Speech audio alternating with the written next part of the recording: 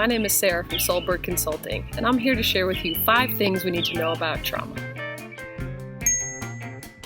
The first thing is, trauma is stored in the body. We used to think trauma was a bad memory, but now we know it's a body memory. So if trauma is stored in the body, that means healing has to start with the body.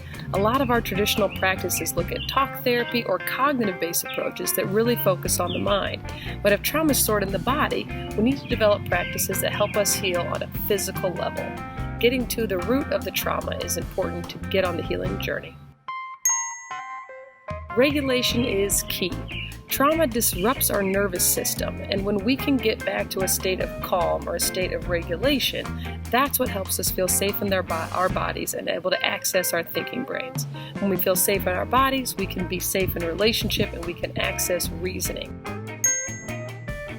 Trauma symptoms are survival strategies. Oftentimes, when we're experiencing trauma, whatever we do to survive in those moments, our fight response, our running response, our freeze response, those things are what kept us alive in the moment.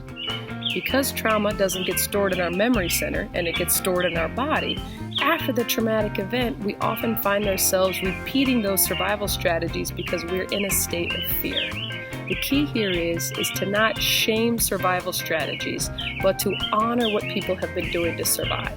When we can understand that trauma is stored in the body and our survival strategies are not always the safest, we can first start to honor the survival strategy and then help people develop it in a pro-social way. Perceived threat and real threat feel the same in the body, so something that might not trigger me could trigger somebody else. Oftentimes, we understand someone else's behavior as irrational or confusing or challenging. But what we want to start to understand and shift our thinking is that if someone else is feeling scared in their body, first we need to reflect the emotion we're experiencing, honor their experience, and then ask them, how can I help you feel safe? Trauma is real and we can heal.